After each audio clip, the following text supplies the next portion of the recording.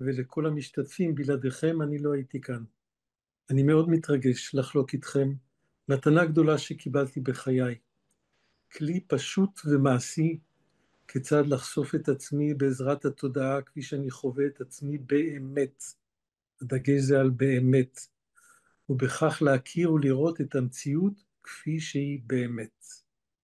בדרך כלל אני משתף את זה במפגשים די ארוכים, הפעם נעניתי לאתגר שהצבתי לעצמי לעשות את זה בזום פחות מחמש דקות. זה ידרוש מכם ריכוז גבוה, אני אישית כתבתי לי את הכל כדי שאני אהיה מאוד יעיל בחמש דקות שלי. היעילות הזאת היא באה מתוך מקצוע ראשון שלי, פעם הייתי אדריכל, ולפני 30 שנה עזבתי את זה, עברתי לתדרים, לאנרגיות, אני מומחה ברפואה סינית, בצ'יקונג, ועושה הרבה סדנאות לשינוי תפיסה. בשבועות האחרונים טבלנו בימי הזיכרון העבר של העם היהודי ושל האומה הישראלית, אבל לא שאלנו את עצמנו איזה רמת הזיכרון אנחנו שואפים להנציח. לזיכרון יש הרבה דברים, לא אדבר על זה, אבל אני אזכיר שלוש. יש הזיכרון האישי, שזה ברור, מה שקרה לי, נפצעתי, אמא, אבא וכולי. יש הזיכרון הקבוצתי, נניח פסח, יציאת מצרים, אני אישית לא הייתי שם, אבל בכל אופן זה משהו שחקוק עמוק.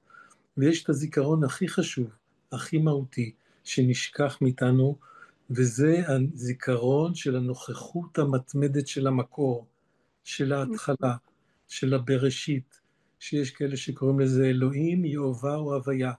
כל אחד לפי אמונתו, זה בתוכנו עמוק, בגוף ובנפש. מהות המפגש של היום זה לנסות להתקרב להתנסויות, כדי להיזכר בטבע של המקור ולהתבונן בו. אני מבקש מכם לא לחפש את מה שאתם מכירים, לא את מה שהיגיון, לא מה שידוע, לא את הדרך הישנה, אלא להתבונן בעיניים רעננות של ילד שמגלה את העולם וחושף את העולם, בעיני סקרן ללא שיפוט, כמו מדען, כמו צייר שמנסה לראות את החפץ שאותו הוא רוצה לצייר. בכלי שלנו יש לנו אמצעי ניסוי שקוראים לזה הפנס של המודעות, שאנחנו יכולים לכוון אותו כמו פנס, אפשר להפנות אותו למקור האמיתי שלנו, המשותף לכולנו. המסורות אומרות שהטבע האמיתי שלנו הינו מעבר לזמן ומרחב. אצלנו בתורה זה נקרא צלם אלוהים, בחסידות האור שבלב. הסופיזם מתאר את זה כדבר הכי קרוב לאדם, יותר קרוב מהווריד של הצוואר של עצמו. המקור הינו אחד, נסתר, לא ניתן לכימות. נקודות המבט הן שונות. אנחנו נעשה שני תרגילים פשוטים שיעזרו לנו בניסוי. שם הניסוי הראשון, הנעת הידיים אחורה וקדימה מול הפנים. אני אראה ואני אנחה אתכם. לוקחים את הידיים, מניחים אותם מול הראש, קודם תסתכלו עליי לפני שאתם חווים, ולהעביר אותם לצדדים ולאחור. ובחזרה מאחור לצדדים וקדימה. זה מה שאתם ראיתם. אבל עכשיו בואו תעשו את זה איתי, ותראו מה אתם חווים שאתם עושים את זה. ואני אתאר את זה. אנחנו מקרבים את הידיים, הידיים נהיות יותר ויותר גדולות, תופסות את רוב המסך של הראייה, ושאנחנו מעבירים את זה לאחור, פתאום הן נעלמות. ובתנועה ההפוכה, מתוך המקום שהוא נעלמו, פתאום הן פורצות למציאות, ואז אנחנו רואים שהן מתקדרות קדימה ומתרחקות ונהיות יותר קטנות. מה אנחנו למדים? שהחוויה שאתם חווים ושאני חוויתי על אותה תנועה היא שונה לגמרי.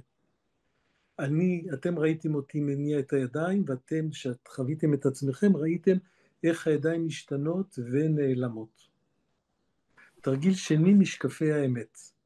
ברור שיש לנו שני משקפיים, משקפיים זה שני חורים בגולגולת שמאפשרים קשר בין החוץ ובין הפנים. והעיניים מרוחקות כמרחק הגשר של האב ביניהם. אז בואו נדמה את זה, תעשו כאין משקפיים, ועם הגשר שלהם, ותיישרו את הידיים. ותשימו לב מה אתם רואים בכל אחת מהחורים של המשקפיים. אני רואה חלק מהציץ וקצה של כיסא, ואני רואה את הגשר שמחבר בין הידיים. לאט לאט תקרבו את זה עד למחצית הדרך, רואים עדיין את הגשר, רואים יותר בכל אחת מהחורים שבידיים, ולאט לאט לקרב את זה לעבר, להרכיב את המשקפיים. שהרכבנו את המשקפיים, אין גשר, ונותר חלל אחד בלבד. תורידו את המשקפיים, ותראו איך אתם מסתכלים על העולם. דרך חלל אחד גדול, עגול, עם כל הצבעים, אינסופי. סיפרו לכם שיש לכם שתי עיניים.